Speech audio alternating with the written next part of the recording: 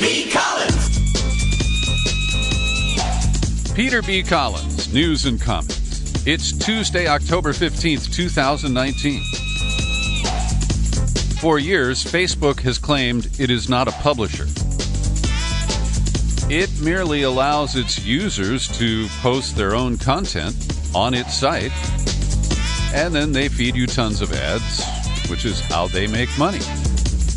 And yesterday we reported to you that presidential candidate Senator Elizabeth Warren intentionally placed an ad that is false, challenging Facebook's latest rules regarding political advertising. And last week, Facebook basically announced that politicians can place ads on their platform and say anything they want. No truth squads will be deployed. NewsGuard does not. Remember the NewsGuard project? I haven't heard anything about that recently. But I guess they're not going to intervene and say, hey, this is true and this is not. And what Warren did has provoked Facebook to respond to her directly. And without a legal citation, Facebook took the highly unusual step of tweeting a response to Warren. They didn't put it on Facebook. They tweeted at her. How about Western Union, guys? Anyway, Facebook compared itself to a local broadcaster who is required by law to carry political ads and even cites Federal Communications Commission rules as a rationale. And there's a great commentary about this published at The Guardian today, written by two women, Ellen Goodman, a professor at Rutgers Law School, and Karen Kornblue, who is a senior fellow at the Digital Innovation and Democracy Initiative at the German Marshall Fund of the U.S. I'll talk about her bona fides in a moment. But this op-ed published at The Guardian today notes that giving federal candidates reasonable access to air political ads is only one of the requirements imposed on broadcasters, from charging candidates the same price and what's called a lowest unit rate, publishing ad reach, and other rules. Broadcasters have fiduciary obligations to the public, not just shareholders, on account of their control over the airwaves. And some of this is antiquated. It goes back to the Communications Act of 1934, which is a mismatch to today's landscape because it covers the licensed FCC radio and television stations, but not directly the networks that own them, and it has no jurisdiction over cable operations. Nevertheless, the cable industry honors the FCC rules related to political advertising.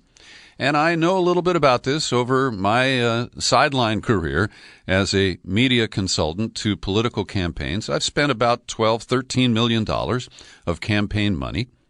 And so I know how this works. And the authors here say, we've floated the idea that digital platforms' gatekeeping power entails responsibilities to the public and that self-regulation appears inadequate. We did not expect Facebook to make our arguments for us. Facebook seems to concede that it, like broadcasters, exercises gatekeeping control over attention, advertising dollars, political debate, and therefore has a responsibility of some kind. But the platform wants to cherry-pick only the permissive aspects of regulation, including not moderating for disinformation. What Facebook fails to acknowledge is that it isn't neutral. It's favoring candidates who smear their opponents and amplify baseless conspiracies. It's not just that the platform takes these ads. Its algorithmic design juices their circulation by advantaging the incendiary over the informative to increase engagement.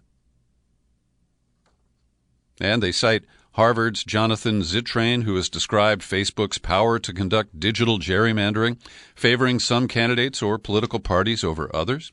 They could theoretically depress circulation of ads or unpaid content favorable to a candidate, charge her opponents less, or target reminders to vote at her opponent's likely base population rather than hers. Now, the authors do go into claims about the meddling in the 2016 election. that I don't buy into. And I mentioned Karen Kornblue.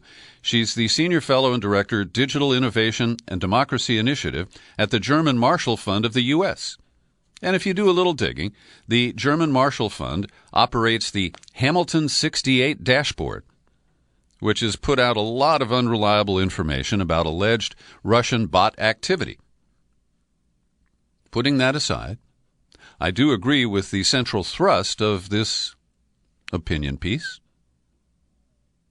And the central issue, which is beyond my legal knowledge, but it doesn't prevent me from having an opinion, is that by claiming to be like a broadcaster or like a publisher, Facebook is shifting from the dodge that it has always used. It's, we just provide a platform for people to love each other. and how they choose to express that love is up to them. So this could be a dramatic turning point in the status of Facebook, and you can credit Senator Elizabeth Warren for having the courage and the political will to take this issue on. Also, reporting circulating here in the Bay Area is that Mark Zuckerberg, over the past few months, has been hosting dinners. He's got several homes, and he's invited people like Tucker Carlson, Brent Bozell. He's a right-wing advocate against left-wing media or liberal bias that he sees in the media, and Hugh Hewitt, the right-wing radio host who shows up as a contributor on way too many of these televised debates. So it's clear that Zuckerberg, at least in the short term, is trying to cover his ass with conservatives and Trump supporters. And he hopes that that's going to trickle up to the stable genius. I guess that's what he hopes. And over at BuzzFeed, I credit them with some good investigative reporting. They have revealed that Facebook has removed more than 160 ads posted just this month by President Trump and Bernie Sanders, Elizabeth Warren, Joe Biden, and Tom Steyer. The other Democratic candidates have not had any ads pulled. In some cases, Facebook appeared to apply its policies unequally, removing some ads for breaking rules around profanity, fake buttons that are graphically depicted, and advertising in certain states while leaving others that seem to do the exact same thing untouched. The word arbitrary applies. In several instances, Facebook quietly removed ads that violated its policies after BuzzFeed inquired about them on Monday. By one count, the social media network took down an additional 32 ads from the Biden campaign after BuzzFeed checked in with them. So Facebook has taken down at least 117 ads of the Biden campaign, which were mostly focused on the Trump impeachment effort. At least 28 ads for Senator Warren were taken down during this time period, including 6 on October 11. None of these political ads were rejected on the basis of being deemed false by our fact-checkers, a Facebook spokesperson told BuzzFeed. They were removed for violating one or more of Facebook's other advertising policies, such as our policy against using fake buttons in an ad.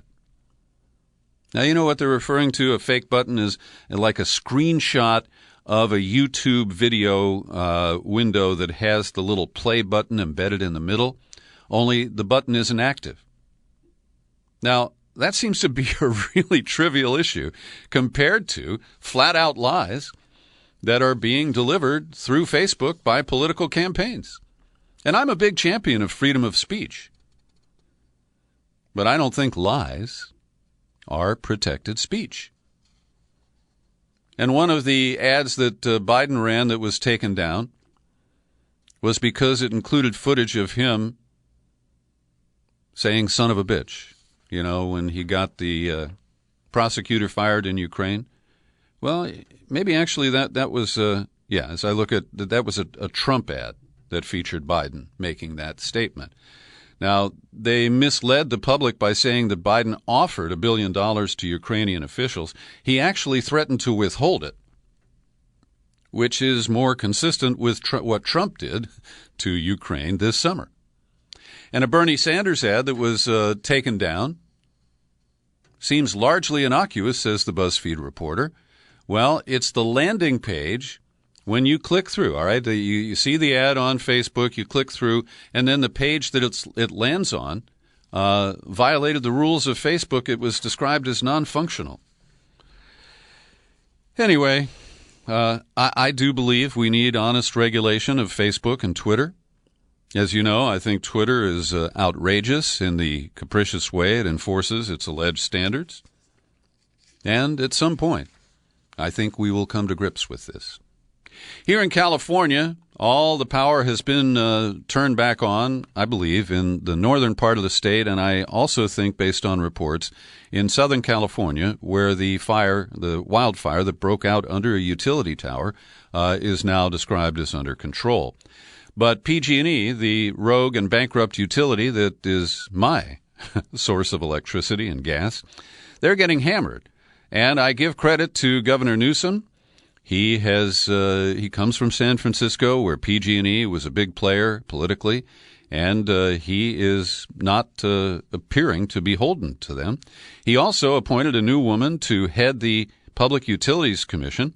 Don't know much about her. Her name's Mary Bell Batjer, Batjer, and she lowered the boom on PG&E yesterday, saying that they're basically on probation with her, and that she wants them to report into her on a weekly basis until a series of issues that she's raised are fully addressed.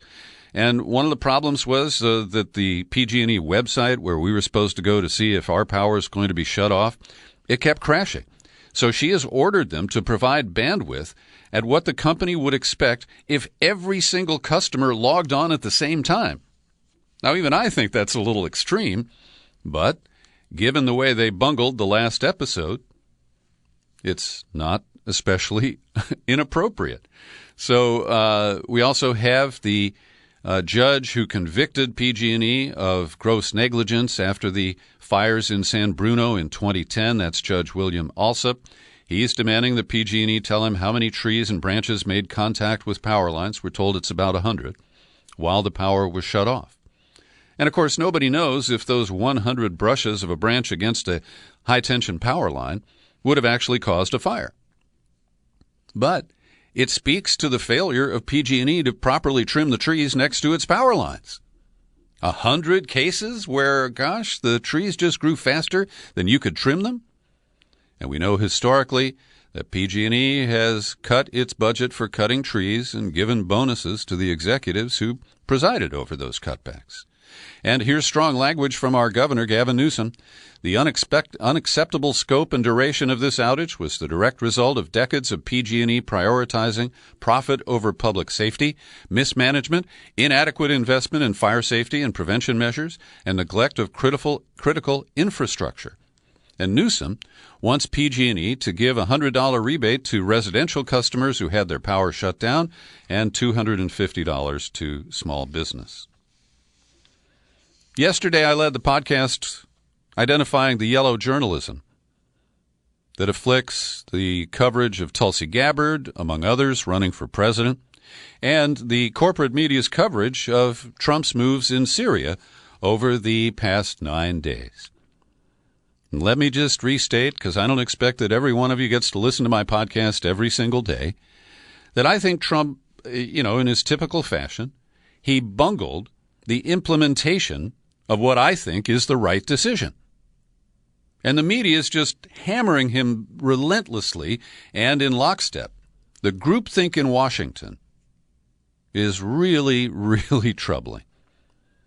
And so the Times has a thundering editorial today with the headline, "Trump just created a moral and strategic disaster." Now, one thing I'll credit them for that I dinged them for yesterday is they lead this editorial by acknowledging that we only have 1,000 soldiers in Syria.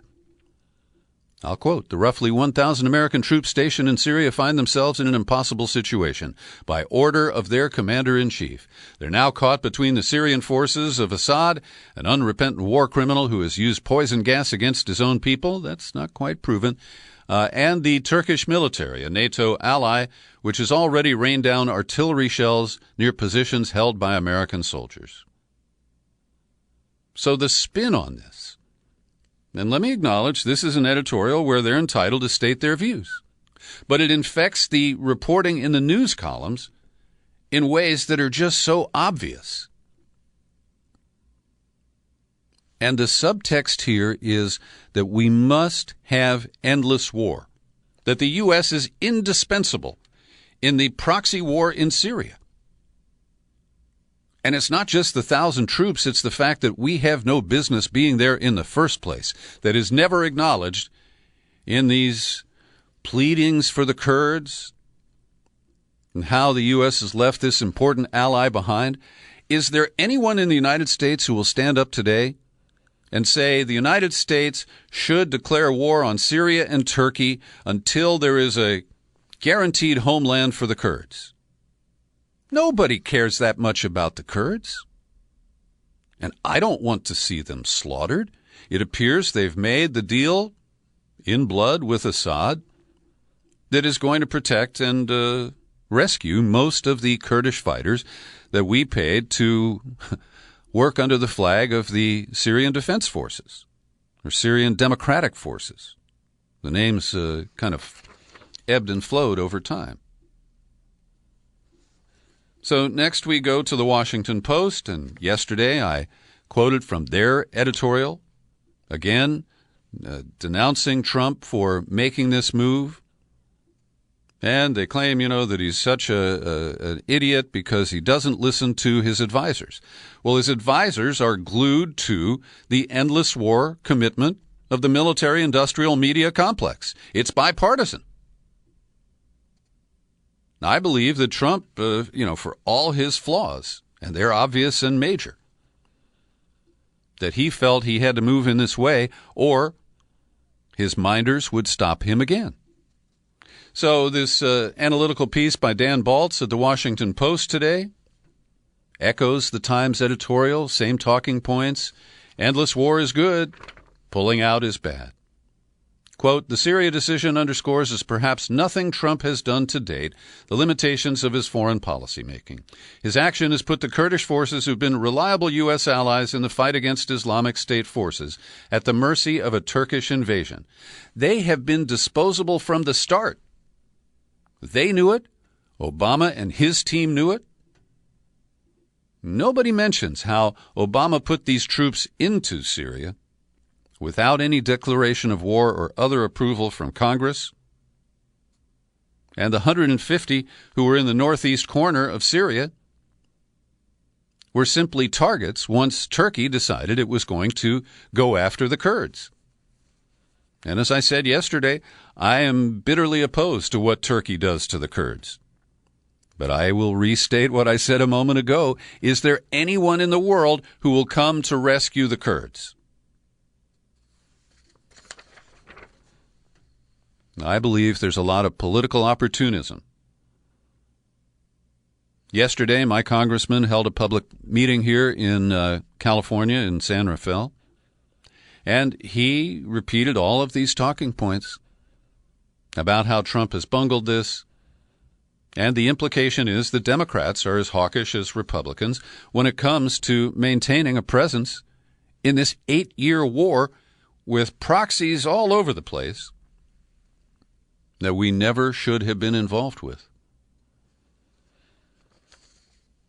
So let me quote just a couple more, and then there is actually one article that has a little honesty in it. Here's next from the New York Times.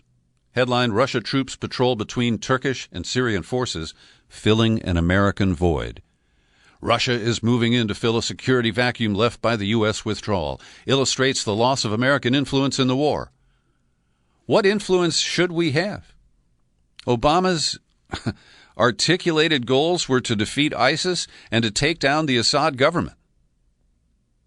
It was incoherent, irrational. But none of that bleeds into the reporting of how we got to where we are and why it makes sense to withdraw American forces.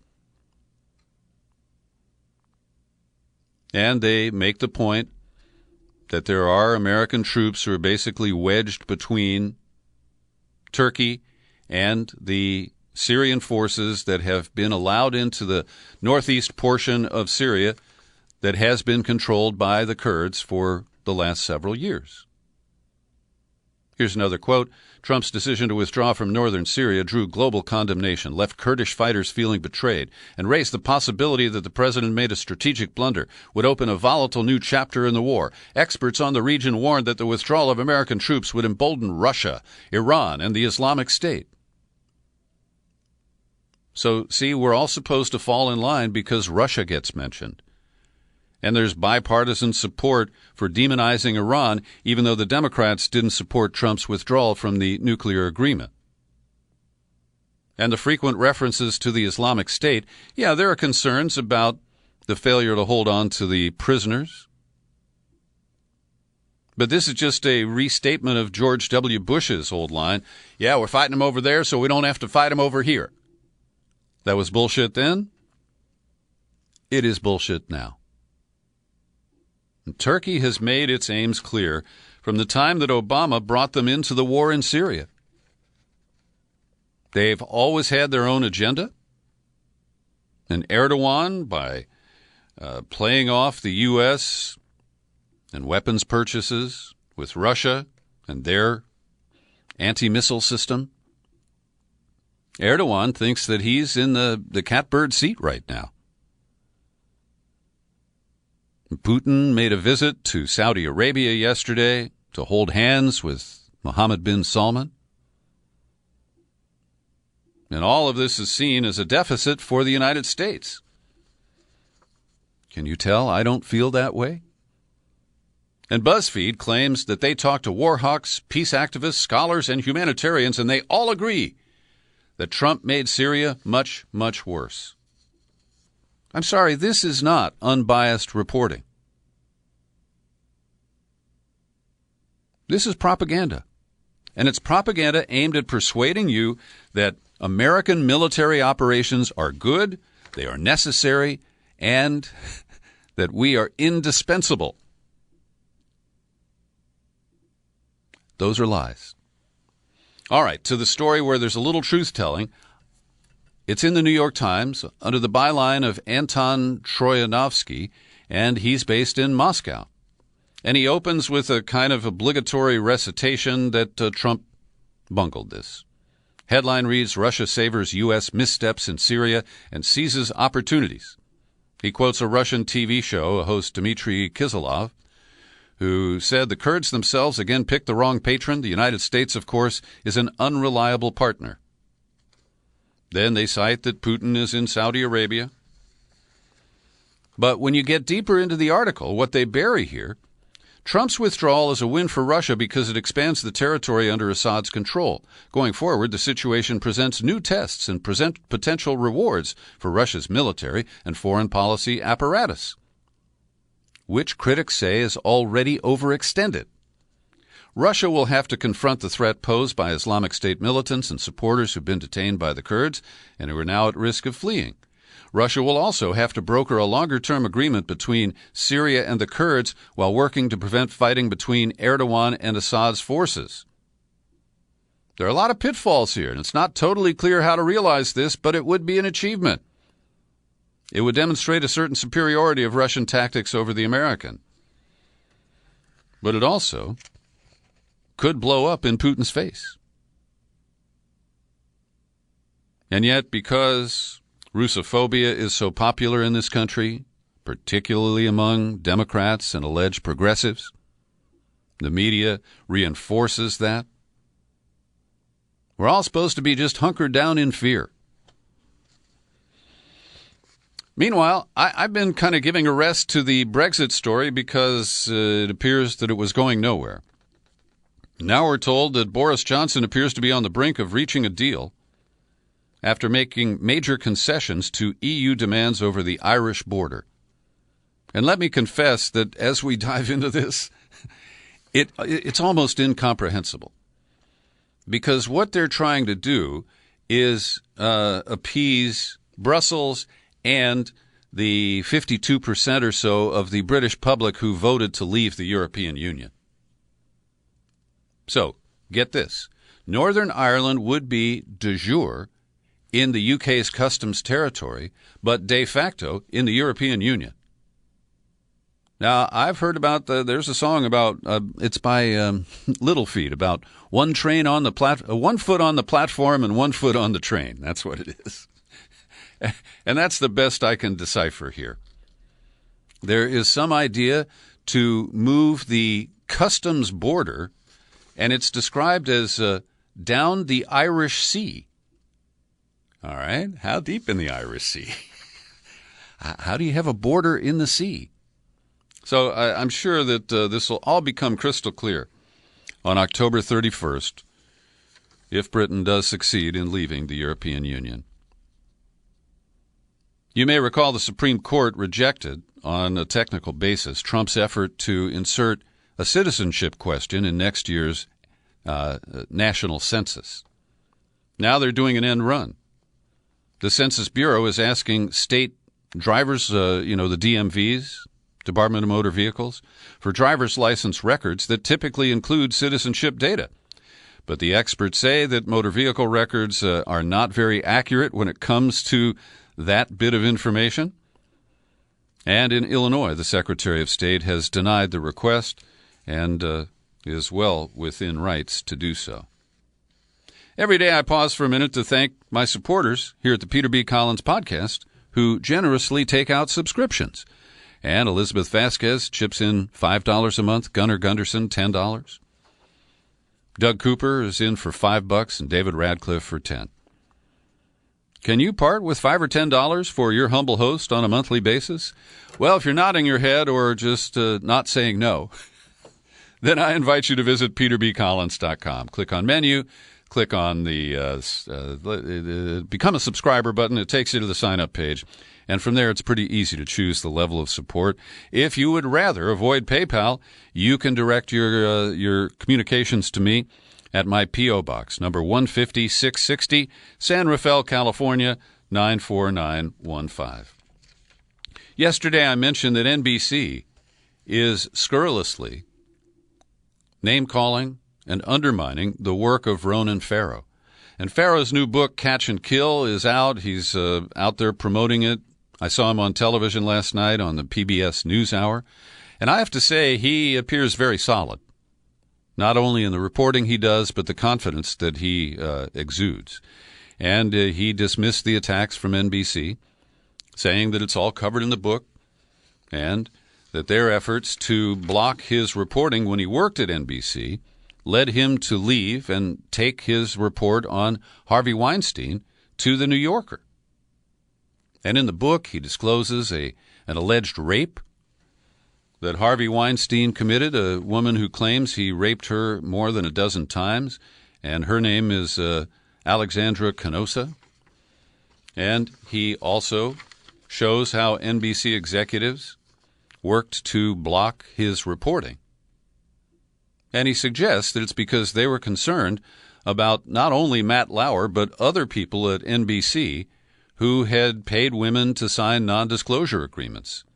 And Ronan Farrow says there were 7 non-disclosure agreements and that there exists some 15 emails showing that executives wanted to shut down his investigation into Harvey Weinstein.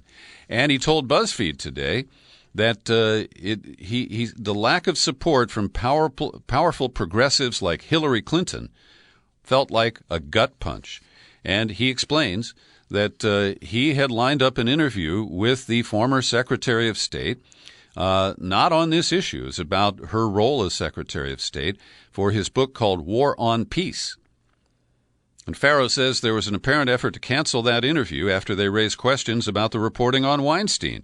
It was a personal moment of gut punch to me. People that I thought would support that kind of reporting were actually very leery of it. And we know that the Clintons accepted a lot of contributions and FaceTime with Harvey Weinstein over the years. Now to the impeachment file for today, and the stunning new actor who has surfaced, who may be a whistleblower, the John Dean against Donald Trump?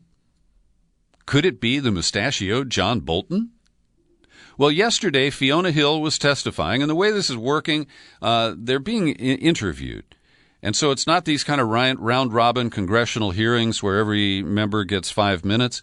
Lawyers and investigators are asking the questions from what I know.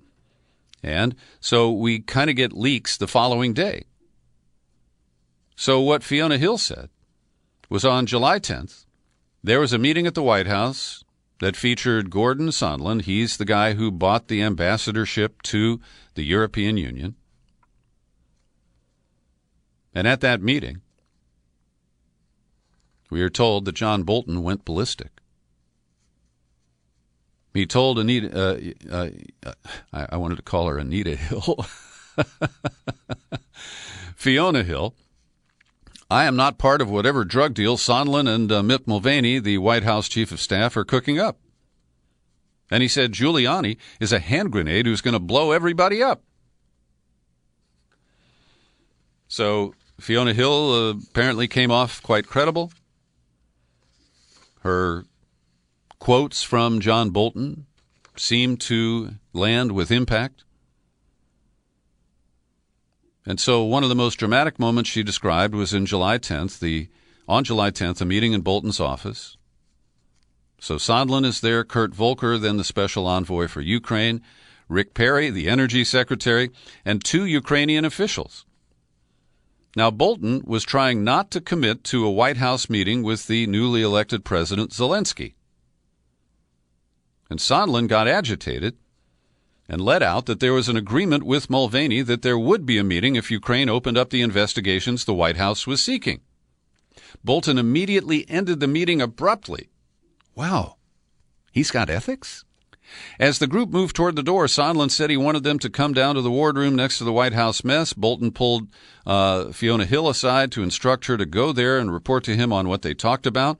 When she got there, Sondland was talking with the Ukrainians and specifically mentioned Burisma, the Ukrainian company where Hunter Biden was on the board, and she testified that she asked Sondland why he would be discussing this in front of the Ukrainians and tried to shuffle them out of the room and break things up.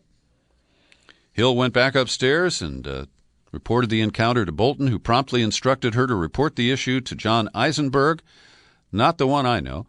He's a deputy White House counsel and the chief legal advisor for the National Security Council. So this could be the rupture. And Trump's firing of Bolton, who said he quit before Trump could fire him, or maybe Trump fired him for quitting, you know how that goes.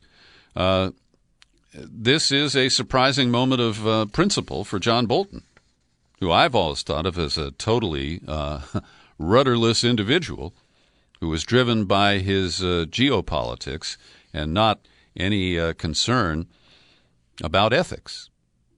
So Sondland is supposed to testify on Thursday. He has been subpoenaed this time, and we're going to see where all this goes. Today's guest star on Capitol Hill is George P. Kent, Deputy Assistant Secretary of State. Now, he still works there, and he got covered by a subpoena after he was told not to appear. And hopefully tomorrow we'll get more information on what kind of commentary he offered. We know that he was a big supporter of Marie Yovanovitch, the Ukrainian ambassador who was recalled for not playing ball. Also, we're told that tomorrow Michael McKinley, who just resigned from the State Department, a former senior advisor to Mike Pompeo, he is expected to testify unless efforts are made to block him. So Hunter Biden is working on a charm offensive.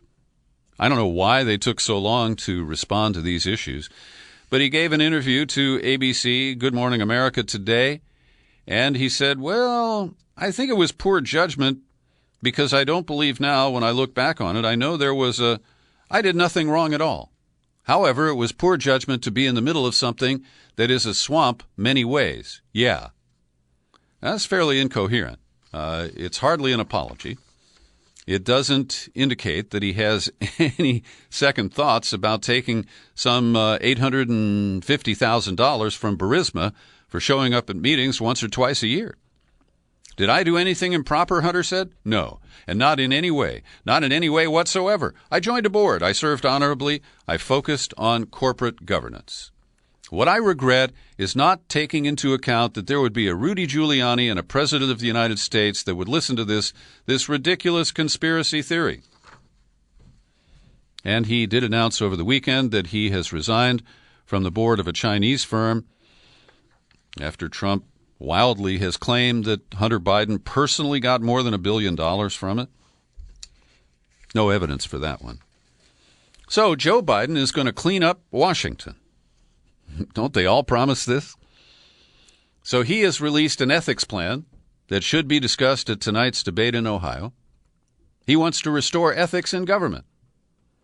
And he accurately describes Trump has weaponized the executive branch against its core mission, including using the Justice Department to protect the president and his interests over the American people and the rule of law. The next president must demonstrate with their actions, not empty words, that public servants serve all Americans, not themselves or narrow special interests. Now, there's a lot of good stuff in this proposal. He wants to strengthen whistleblower laws, strengthen Inspector General's prerogatives, and he wants to create a commission on federal ethics. And he's even promised that he won't appoint Hunter to any role in the new Ethics Commission. No one in my family will have an office in the White House, will sit in on meetings as if they are a cabinet member, will in fact have any business relationship with anyone that relates to a foreign corporation or a foreign country. Take that, Hunter. You're done. One of Robert Mueller's indictees. She worked at the Troll Farm in St. Petersburg, the Internet, it's our resource agency, whatever it's called. Anyway, Anna Bogacheva was picked up. She's one of the 13 individuals who was named by Robert Mueller in the indictment. She was vacationing in Minsk, the capital of Belarus, with her family, and she was picked up by police at the hotel.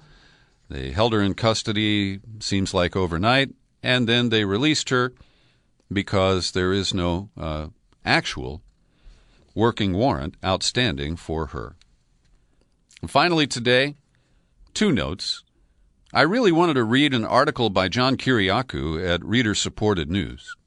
The headline is a teaser. It says, "The CIA is worse than Trump." As you know, I have a lot of respect for John, but I couldn't read the post because Mark Ashe is holding it hostage. Now, I don't know if you know who Mark Ashe is, but he runs this progressive site called Reader Supported News, and 95% of it is just links to articles that were published elsewhere. I do know that he pays John Kiriakou to produce original columns, and that's fine with me. But Mark Ashe relentlessly hammers his supporters for more money. And from what I know, most of that money goes to Mark Ashe. He's got some server expenses and, that kind of stuff.